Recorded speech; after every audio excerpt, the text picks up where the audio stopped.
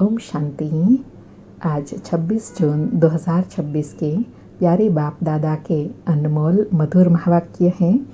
आज की मुरली के सार में बाबा ने गीत की स्मृति दिलाते कहा कि बच्चे गाते हैं, बाबा तुम्हें पाके हमने जहां पाल लिया, ज़मी तो ज़मी आसमां भी पाल लिया, हम स्वर्ग के मालिक बनते हैं। तो उसके लिए बाबा कहते हैं बच्चे मन मना भव। और कहा कि कई मनुष्य पूछते हैं कि इन ब्रह्मा कुमार कुमारियों को इस सत्संग में जाकर क्या मिलता है। तो बच्चे कहते हैं हम बाप दादा से विश्व के मालिक बनते हैं। विश्व का मालिक एक बाप के सिवाय कोई बना न सके। विश्व के मालिक लक्ष्मी नारायण ही बनते हैं। और कहा कि तुम्हारा शिव बाबा विश्व का मालिक नहीं बनता। ऐसी निष्काम सेवा करने वाला और कोई होता नहीं। हर एक को अपनी सेवा का फल ज़रूर मिलता है। बाबा कहे सोशल वर्कर को भी सेवा का फल ज़रूर मिलता है, गवर्नमेंट से पगार मिलता है। बाप कहते हैं मैं ही एक निष्काम सेवा करता हूँ, जो बच्चों को विश्व का मालिक बनाता हूँ और मैं नहीं बनता हूँ। बच्चों को सुखी करके सुखधाम का मालिक बनाई 21 जन्मों का सुख दे। मैं अपने निर्वाण धाम में व वानप्रस्थ अवस्था में बैठ जाता हूँ और स्मृति दिलाई मैं वहाँ परम धाम का रहने वाला हूँ। तुम बच्चे भी वहाँ के रहने वाले हो। तुमको पार्ट बजाना है इस कर्म क्षेत्र पर। बाबा को भी एक बार यहाँ आना है तुम बच्चों के लिए, जबकि स्वर्ग की स्थापना हो रही है। और कहा तुम बच्चे जानते हो हम मनुष्य से देवता बन रहे हैं फिर से। तुम बच्चों की बुद्धि में हैं कि हर 5000 वर्ष बाद हम आकर फिर से ब्रह्मा द्वारा शिव बाबा के बच्चे बनते हैं वर्षा पाने के लिए। फिर लॉजिक समझाते कहा कि भारत प्राचीन खंड है, इसलिए भारत की आदमशुमारी वास्तव में सबसे जास्ती होनी चाहिए और बाकी सब धर्मों की आदमशुमारी कम होनी चाहिए, क्योंकि और सब आते ही बाद में है। बाबा कहे यह सब राज तुम बच्चों की बुद्धि में है। जो पढ़े लिखे हैं उन्हों को डिटेल में समझाना होता है। फिर याद के लिए कहा कि अभी तुम बच्चे जानते हो कि हम बाबा से स्वर्ग का वर्षा ले रहे हैं, तो ऐसा वर्षा देने वाले बाप को कितना याद करना चाहिए। तुम जितना जास्ती याद करेंगे, एक तो वर्षा मिलेगा और दूसरा पावन बनेंगे। फिर कहा कि वह है लौकिक बाप, यह है पारलौकिक बाप और यह बीच में अलौकिक बाप है। इनको बीच में दोनों तरफ से जोड़ दिया है, लौकिक को पारलौकिक से मिलाने के लिए। बाबा कहे लौकिक से पारलौकिक बनाने में शिव बाबा को कोई तकलीफ नहीं होती है। ब्रह्मा बाबा को कितनी गाली खानी पड़ती है।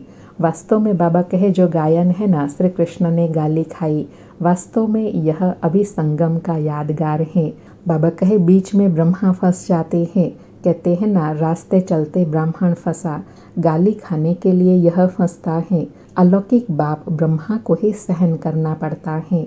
और स्मृति दिलाई कि बाप कहते हैं मैं आया हूँ तुम सबको वापस ले जाने। तुम जानते हो मौत सामने खड़ा है, विनाश तो ज़रूर चाहिए। विनाश बिगर सुख शांति कैसे हो। बाबा कहे तुम ब्राह्मण कुलभूषण जानते हो, विनाश तो ज़रूर होगा, नहीं तो स्वर्ग के गेट कैसे खुलेंगे। लेकिन बाबा कहे सब तो स्वर्ग में नहीं जाएंगे, जो पुरुषार्थ करेंगे वही चलेंगे, बाकी जाएंगे मुक्ति धाम में। कहे यह सिर्फ तुम बच्चे ही जानते हो, तुम अभी त्रिकालदर्शी बने हो, तुमको अभी ज्ञान का तीसरा नेत्र मिला है। फिर कहा कि इस समय तुम नॉलेजफुल बनते हो, बाप तुमको आप समान बनाते हैं।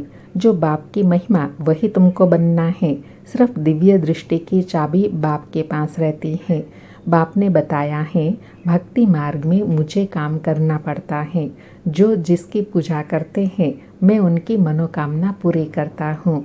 और अंतिम समय के लिए बताया कि बच्चे कहते हैं बाबा हमको मनुष्य से देवता बनाते हैं। जब देवता बनते हैं तो आसुरी सृष्टि का विनाश हो पड़ेगा, चारों तरफ हाहाकार मचना है। बुद्धि समझती है नेचुरल कैलेमिटीज आनी है, मूसलाधार बरसात भी होनी है। इन सब का विनाश हो जाए तब सतयुग की स्थापना हो। 5 तत्वों को भी खाद मिल जाएंगी। बाबा कहे इस धरती को खाद देखो कितनी मिलती है। फिर और स्मृति दिलाई कि रुद्र यज्ञ जब रचते हैं तो शिव बाबा का लिंग और छोटे छोटे शालिग्राम बहुत बनाकर पूजा करके फिर मिटा देते हैं। फिर रोज़ बनाते हैं, पूजा करके फिर तोड़ देते हैं। तो बाबा कहे, देखो ज्ञान न होने के कारण शिव बाबा के साथ जिन्होंने भी सर्विस की है उन्हों का भी यह हाल करते हैं और बाप की भी ग्लानि करते हैं। फिर स्पष्ट करते कहा कि रावण की देखो हर वर्ष एफिजी बनाई उनको जलाते हैं, दुश्मन की तो 1-2 बार एफिजी बनाई जलाते हैं। ऐसे नहीं कि वर्ष वर्ष जलाने का नियम रखते हैं, एक बार ही गुस्सा निकाल देंगे। रावण को तो हर वर्ष जलाते हैं। इनका अर्थ कोई नहीं समझते। दिन प्रतिदिन रावण को बड़ा बनाते जाते हैं, क्योंकि बाबा कहे रावण वास्तव में हर एक मनुष्य के अंदर व्यापक हैं, अवगुण बुराइयों विकारों के रूप में, जो बाबा कहे दिन प्रतिदिन और बढ़ता जाता है। इसलिए रावण को भी और बड़ा बड़ा बनाते जाते हैं। और साथ में कहा कि अभी तुम इस रावण पर जीत पाते हो, सतयुग में फिर रावण होगा नहीं। यह जो कर्म की भोगना बीमारी आदि होती है, यह है रावण के कारण, बुराइयों विकारों के कारण। रावण की प्रवेशता होने के कारण मनुष्य जो भी कर्म करते हैं वह विकर्म बन जाते हैं, जिस कारण फिर दुख पाते हैं।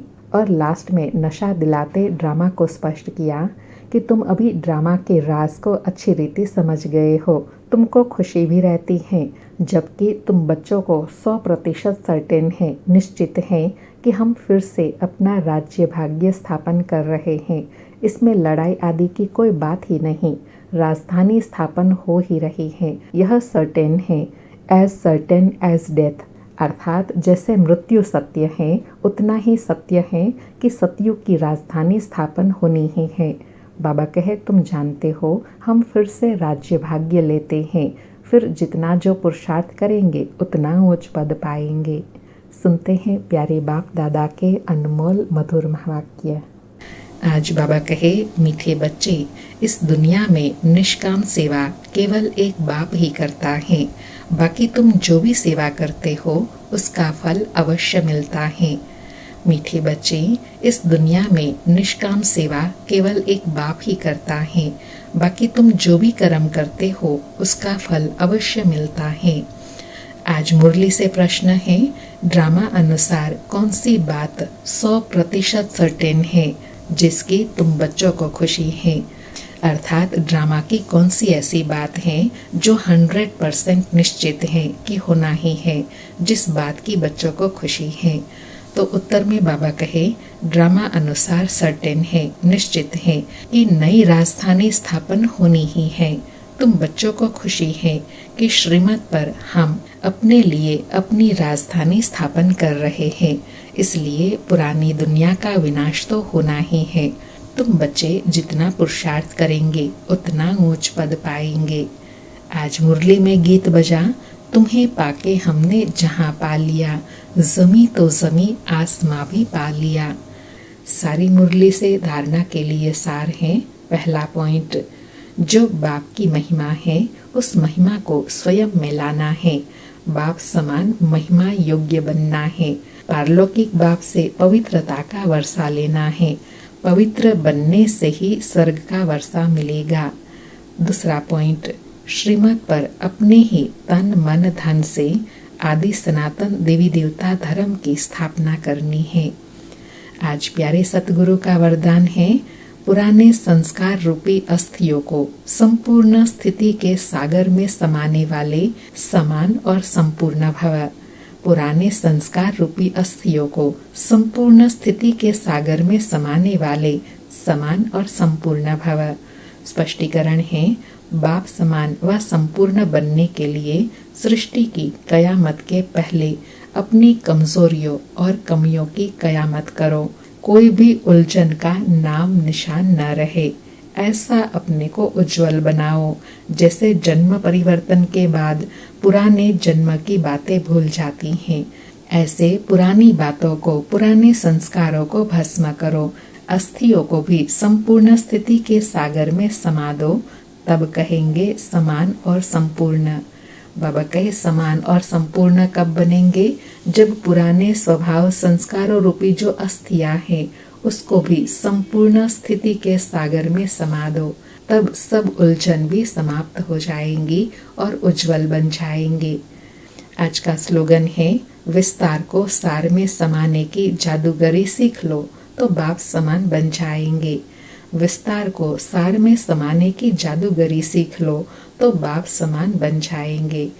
आज के अव्यक्त इशारे हैं, सदा हर्षित रहने के लिए अपनी नेचर को सरल बनाओ, सहनशील बनाओ। आज बाबा कहे सहनशीलता वाले बाहर मुक्ता के वाइब्रेशन को ही नहीं, लेकिन मन के संकल्प भी जो उत्पन्न होते हैं, उन संकल्पों की उत्पत्ति को देखकर भी घबराएंगे नहीं।